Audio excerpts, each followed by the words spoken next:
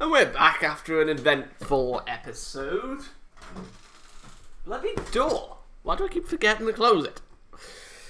The sunlight breaks through my window shortly before my alarm ruins the morning silence. I feel sore! How many times were you doing it, buddy? The events of the previous evening suddenly intrude upon my consciousness, and I find myself blushing. That was an eventful evening, and it explains perfectly the soreness in my lower back. Oh, she was on top. Probably. I don't know. Leave me alone. The walk back, as I recall, had been rather tense. My trousers had been soiled. I'd washed them off in the bathroom before going back to my room. But there was still a fairly obvious looking stain on the front. Fortunately for me, the only person I ran into on my way back was Kenji, and he didn't notice a thing. Well, apart from my being in the general vicinity. Of course, he'd ask how the night went, and whether or not I'd learned anything of importance. I don't even know if I opened my mouth to answer. I was too tired to care. And this morning, I'll admit that I'm feeling pretty worn out. Still, Emily had promised to meet me at the track, and I'd hate to disappoint. Okay. Oh, she is there. Wait, did you probably... I don't know. She is indeed waiting for me when I arrive. Doing her best to look cheery, despite the fact that she's sitting in a wheelchair. I wave to her and begin stretching. Oh god, this is horrible. We're torturing her. Keep going. You're early. Emmy frowns and shakes her head. Ridiculous. You're late. Overslept, so? I'll tuck it out. Oh, well, at least she seems more like her old self. And I expected she doesn't seem too that shy about mentioning our previous activities. Hey, you're lucky I could show up at all. All that cardiovascular activity last night. I nearly thought I'd have to see the nurse afterwards. Emily laughs out loud. Then her face suddenly becomes concerned. Hey, that's not a... Wait, what? I mean, you're not... What? Go on, spit it out. It's just that it would have been hard to explain if you had an episode while we were... Oh, trust me, he has had them, but... Well, there was one with Lily. I'm just saying one. Oh. Oh! This is the first time he hasn't shown concern to that. Now that she mentioned it, it really is a legitimate concern. I suddenly hadn't thought of it last night. Of course, other more pressing concerns had been at hand. Well, I don't think anything we do is going to be any more of a strain than these morning runs, and I handle those fine. So, oh, he's not wrong there. Emmy considers this point. That face! A devious light appears in her eyes. Say. The light vanished and Emmy grins ruefully at me. I can't help but feel vaguely suspicious. I seem to have forgotten a pair of gloves. Why do you need gloves? Yeah, what do you need gloves for? Emmy indicates the chair upon which she is seated. For this, of course. Sure, regular moving around is all well and good without them, but I want to be able to get a good workout. And to get that kind of speed, you got to have gloves if you don't want blisters. Oh, okay, I see your logic. So what are you wussing out on me then? Do I have to go it alone? Oh, pardon me. Emily thinks for a minute or pretends to think. If I remember right, there's a spare pair or two in the track shed. What the hell was that? Oh, okay. So she does seriously want to do it then. So she's gonna run, but not run. a normal school uniform. I'd expected her to wear her gym outfit for something like that. This. Wait, what are they doing there? Wait, yeah, what? I can hear people lurking outside. Hold on. It's a fan. Emi looks askance at me. So many big words. Or words that I've never seen before. Seriously? You can't think of why a shed full of track supplies at a school for disabled would have racing gloves? Fair enough, fair enough. What she's got us there. Well, when she puts it that way, I suppose that makes perfect sense. Hey, I'm still getting used to this place. Give me a break, huh? How long have we been here? I guess I can let it slide this time. Now come on, I'll need your help. I can't imagine what for, but then again, I didn't have a clue why racing gloves would be in the shed, so I'm not willing to press the issue. Yeah, 2020 question is not my forte. Emi navigates her way to the shed easily enough, though I can hear her grumbling under her breath. It's actually kind of cute. I hurry a little to reach the door first, opening it will be easier for me than for her. She needed help with the door! Route corner! The door opens and Emi starts to wheel inside, only to come to a sudden halt at the doorway. It seems the door still is slightly too high for her to get over by herself. Right, okay.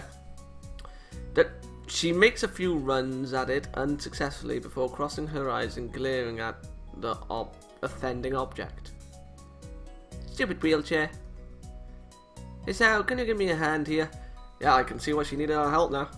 She needed help for door and help for step. Sure, no problem. Oh my god, it's a mess. You can't even find anything in here. Jesus Christ, it's a safety hazard. That's hazardous. It's a simple enough matter for me to bump Emi over the doorway, joistling her slightly. Hey, easy there. Whoops, sorry. It's at about this time that I fail to notice where I'm going and run Emi's chair into a mat. Oh my god, how did that happen? She gives a startled yelp and topples forward out of her chair. You klutz. There's a moment of silence as I gaze in horror upon what I've done, and Emi glares at me. I start again. So? Yes. Promise me you'll never work at a hospital. Sorry, I didn't mean to. Emi giggles and holds up a hand. Would you kindly? Right. Would you kindly help me back into my chair, Hisao? Atlas! As I bend down to pick up Emi, she grins in triumph and pulls me into a kiss that quickly has us both entirely unconcerned about getting her back into the chair. I'm playing Oblivion. In fact, as I move to a more comfortable position, I confess that the chair is pushed out the door, which, startled by a passage, swings shut. What? That made no sense. Oh, okay. Right. Okay. Okay, well, at least we've got privacy now, which is a good thing as my hands work quickly to remove Emi's blouse and skirt. Again, I'm startled to discover that she's forgotten to put her bra on today. She planned this. Feminine wild. Her arms hook under mine and rest on my shoulders as I kiss my way down Emi's neck, pausing to give special attention to a spot right where the neck meets the shoulder that I found last night. A sensitive spot? You've gotten pretty good at there. I do try. Emi pushes on my chest insistently, and I draw back with a puzzled expression. I've got a confession, Isao. What? Oh. Having pulled back, I decide instead to focus my attention on her breasts. As she attempts to speak, her words are interspersed with giggles that I find incredibly cute. I don't actually wear gloves. Mom replies rather mumbled onto her chest instead of being addressed to her face. Should have known. My God, she deceived even me. Words quickly become irrelevant. Emi's movements are almost frantic, as if she's been holding something back since we met this morning, and now she has an outlet. I'm very nearly caught off guard by her aggressiveness, feeling her nearly rip my shirt off the way she seems to vie to be in the dominant position. Right-ho. For my part, I confess that I'm caught up in her attitude as well, fighting back, rolling and wrestling even as I caress her breasts. Even as her fingers dig into my shoulders and I lose track of where we are. What? So much so that I roll right off the mat and land on something small and rather hard. Okay, ow. Emi, still flushed and breathing a little heavily, peers at me and bursts into laughter. I'm sorry. Are you alright? Yeah, I think so. Not sure why I landed on though. I reach under my back and pull the offending object out, inspecting it closely. Personal lubricant, lemon flavoured. Okay. Wait, what? Emi's eyes shoot upwards and she begins, if possible, to laugh even harder. Somehow I don't think this... Wait. Why is something like that in here? This isn't track related. Oh man, I know whose that is. You do? What? It's the track captain's. So they did have a thing. Ah, my old nemesis. Or kind of. How'd you know it's his? I don't think we want to indulge that question. It appears that I've asked a stupid question, or at least Emi thinks so.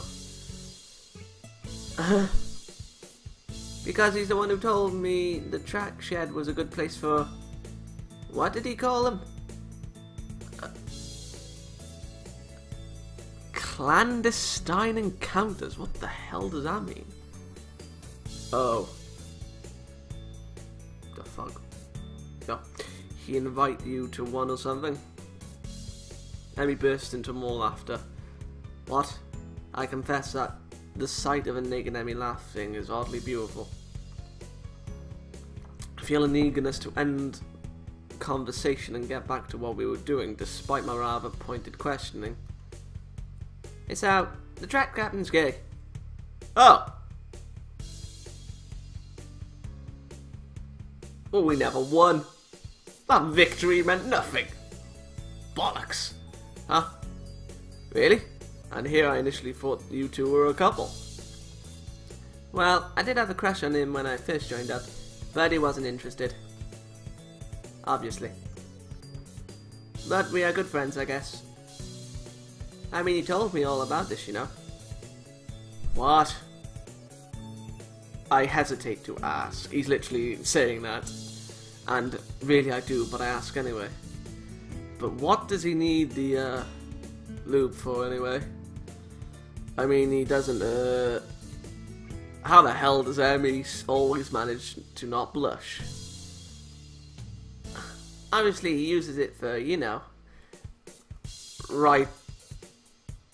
That face when she's saying it is terrifying. Anal.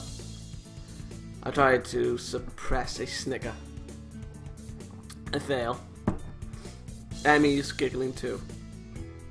And he tells you about all this? Emi shrugs. Yeah, of course. Oh god, this is... He's kind of wild about the whole thing. Right. Says it's a feeling that can't be beat. Right. Uh-huh. The air in the track shed seems charged with some kind of horrible curiosity. Okay. That's interesting. I suppose I'll have to take his word for it. Oh god, you know where this is going. You know where this is going. Well, birds outside stop chirping. The wind dies down. Somewhere a man is drinking a cup of coffee. He freezes with the cup at his lips. We could maybe try it. My jaw suddenly and spontaneously unhinges and hits the floor. What? Emi is finally blushing, rubbing the back of her head ruefully. Well, it's just that we can't really do what we did last night, you know? What? It would be a little... It wouldn't be safe, you know? Okay. I mean, it wasn't exactly a great idea last night. So, you know, we could try this to see if it, is a good... Well, yeah, basically. Huh. Oh my god, that face!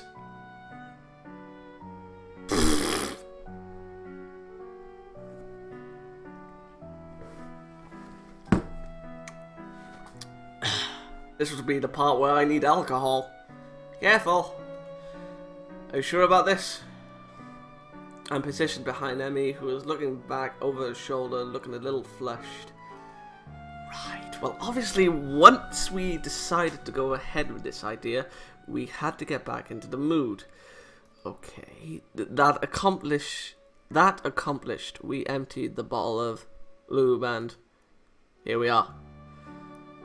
Yes, I'm sure. Come on before I calm down and think too much about this. Oh god, the facial expressions are probably going to get worse and worse. Emi's breathing is still coming a little heavily, and her response is almost impatient. Which is to be expected, I suppose. We were both so close, and this is kind of delaying things. I think we've both gone temporarily insane. At least that's going to be my claim for here on out. Righto. I try hard not to think about the specifics of what I'm about to get myself into. There's no way this is going to be very clean. Taking a breath that is as much for me as is for her, I enter slowly. There's a lot of resistance and it's like both our bodies are reluctant to actually go through with it. Oh my... yeah, the face just got worse! His whole body tenters, and as I'm only partially in by this point, it feels surprisingly good, if a bit odd. Emi, on the other hand, looks uncomfortable. The expression is almost comical. It's terrifying. Should I stop? Emi's breath hitches in her throat, and it seems to take a few seconds longer than it should to formulate a reply. No, keep going. It just feels weird. She giggles. Oh god, this is awkward. I can't blame her. I'm surprised I even managed to form a sentence. It's hot. Feels exceedingly odd. The lube glistens unnaturally. It makes me uncomfortable. How do you think I feel reading this? I continue to work my way inside her. Working slowly and listening carefully to Emi's breathing. I reach my limit and pause. Emi looks back again, biting her lower lip. Are you going to try moving, or are we just going to sit here feeling silly? No, I just wanted to give you a chance to adjust. This doesn't make any sense. How did we even decide to do this? Blame her! Blame her! I don't think there's really any adjusting to this, Sao. Oh god, don't talk. Try moving. Maybe you'll feel better. She sounds doubtful, but certainly unwilling to admit defeat now that we've come so far. No, I'm not.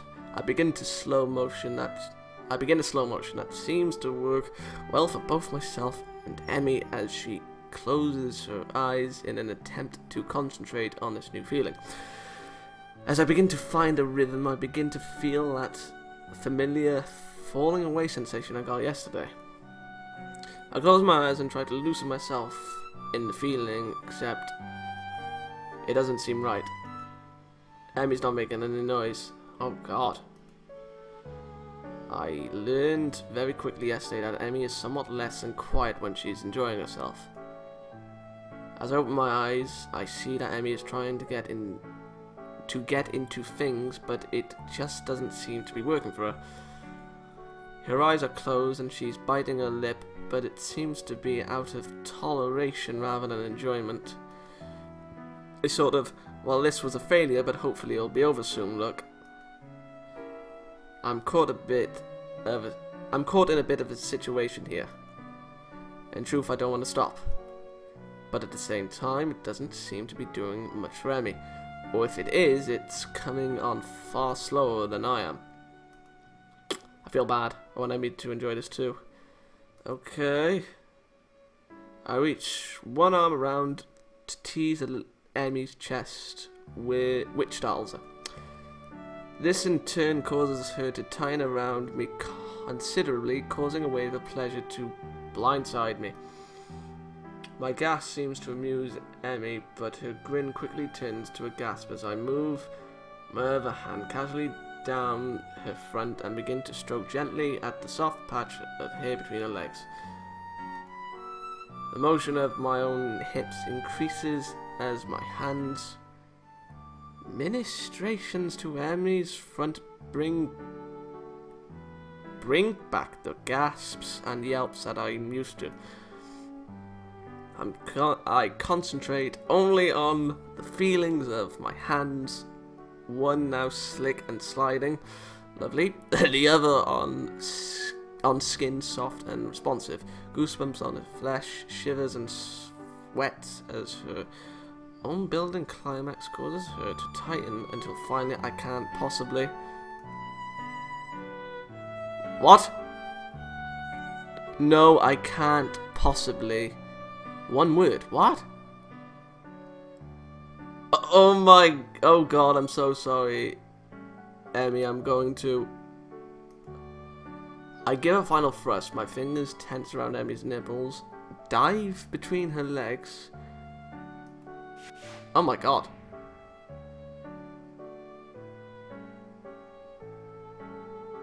Emi's back spasms and she arches up a high, girlish cry that echoes off the walls, and I feel the wave of my own climax annihilate all other sensations in my body. Okay. Emi's arm gives out and she falls forward rather violently, dicing something us and pulling something dear to me in the process. The sudden switch from pleasure to pain causes me to lose my balance and I fall forward on top of Emi. Ow. Ow. Oh god. I quickly roll off Emi and prop myself up. To be perfectly honest, if there was no music there, it would have been so awkward. I suppose it helped at least. Breathing heavily and trying to ignore the pain in my crotch. Emi yelps a little as she rolls over. She grabs a couple of tissues we'd kept handy earlier and cleans up before getting her panties back on and awkwardly leaning against a wall. Still breathing heavily, I decide to sit against the wall next to her. The feeling of the cool concrete against my sweating back is a welcome sensation. That hurt at the end. Yeah, this was probably not a great idea. Emi squirms in order to try and sit down beside me without too much pain. Judging by her wincing, it doesn't really work. Yeah, I'm going to have words with the captain. He was clearly lying. Oh, for God's sake. The utter and absolute ridiculousness of the situation suddenly hits and I begin laughing. Emi shakes her head and begins laughing with me. Put some clothes on now. Hey, Sal. Yeah. We're never doing that again, right? Yeah, I think my curiosity is satisfied on this one. Emi nods, satisfied. Good. I think we should maybe stick to the basics, don't you? I mean, most of this is new to me anyway. What do you mean, most? Oh, she has experience. Emi grins impishly. I'll never tell. An unpleasant thought strikes me. Even more unpleasant is the thought of having to ask Emi about it. Then don't ask! Still, after what we've just done, it should be a cakewalk.